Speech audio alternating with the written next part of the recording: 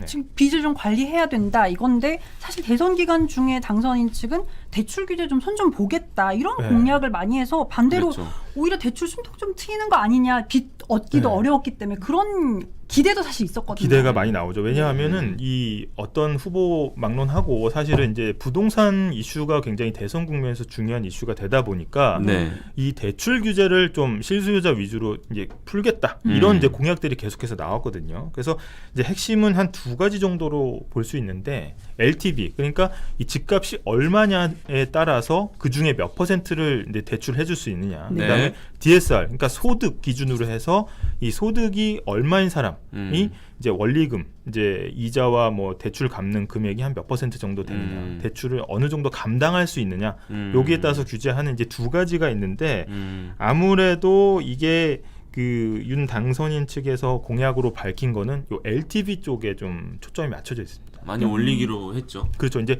집값이 이제 굉장히 많이 뛰었는데 네네. 이 LTV는 그대로 묶여 있다 보니까 현금을 많이 가진 사람만 집을 살 수 있게 되는 거 아니냐. 그래서 실수요자들의 불만이 좀 많이 터져 나왔고 이 LTV를 뭐 집을 처음 사는 분들 같은 경우에는 80%까지 하고 이제 다시 이제 원복을 하겠다라고 이제 밝힌 바가 있습니다. 그래서 일단은 지금은 굉장히 이제 타이트하게 돼 있거든요. 네네. 그래서 뭐 15억 원이 넘어가면 아예 한 푼도 안 나오고 이런 상황인데 이걸 조금 이제 조정을 하겠다는 걸 밝힌 상태입니다.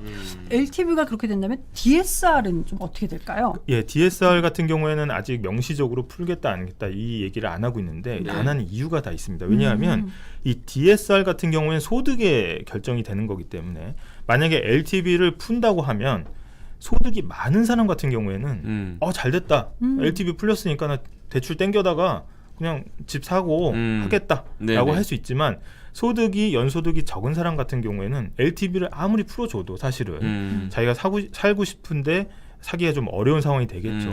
게다가 이제 DSR은 소득 기준이라고 하지 않았습니까? 네. 그러면 저희가 어떻게 보면은 좀 실수요자 위주로 정책을 짠다고 했을 때 이 소득이 뭐 청년층이나 아니면 신혼부부라든지 네. 아무래도 소득이 좀 적을 수밖에 없잖아요. 아니 그러면은 돈 많은 사람들만 현금 많은 사람들만 오히려 집 사는 거 더 좋아지고 오히려 이제 실수요자들은 또 소외되는 거 아니냐 이런 우려들이 또 나오고 있는 겁니다. 그래서 이게 LTV 위주로 풀리면 반쪽짜리 정책이다 나오는 이유가 바로 여기 때문입니다. 네. 잠깐 댓글 소개를 해드리고 넘어가면 뭔 말인지 한 개도 모르겠다. 국보동절님. 예. 우리 소통을 하면서 이어가야겠어요. 예. 지금 양용걸 총장님이 이보다 더 쉽게 설명할 수 없을 정도로 네. 최대한 쉽게 하고 계신데도 조금 어려울 수 있어요. 예, 이게 원래 용어들이 좀 DSR, 복잡하네. LTV 딱 그 영어만 들어도 뭔가 탁 예.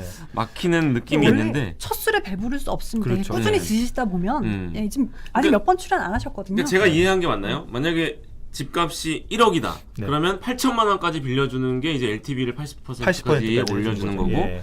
DSR은 만약에 1,000만 원을 번다. 예. 그러면은 지금은 4천만 원까지를 상환시켰다면 네. 그걸 올리면은 내가 월금이랑 이자를 뭐 5, 네. 6천만 원 그러니까 대출 그렇죠. 더 해줄 수 있는 거죠. 그렇죠. 더 할 만약에 수 있는 이제 거죠. 연봉이 5천만 원인 직장인인데 DSR 40% 적용한다고 네네. 하면은 2천만 원까지 이제 원리금, 이제 원금의 일부랑 이자를 갚을 수 있는 거예요. 근데 그렇죠. 여기에 막 카드값 다 들어가고 다 그래요. 그래서 사실은 굉장히 좀 타이트한 규제긴 합니다. 그러니까 DSR에 걸리면 그 이상 대출을 못 받는 거죠. 그렇죠. 아. 예. 그래서 사실상 총량 규제라는 게 은행에 가서 내가 이게 대출을 받겠다고 해도 그러니까 연소득 자료를 제출하거든요. 네네네. 그러면 금액이 딱 정해져 있어요. 그래서 다른 데서 받은 게 또 있는지 없는지 막 보잖아요. 그래서 DSR이 뭐 간단하게 얘기하면 훨씬 좀 강한 규제다. 그래서 이제 약간 용어가 어려울 수도 있지만 LTV, 그러니까 집값으로 아무리 풀어줘 봤자 실제로 수혜를 잇는 사람이 많지는 않을 수도 있다라는 겁니다. 예.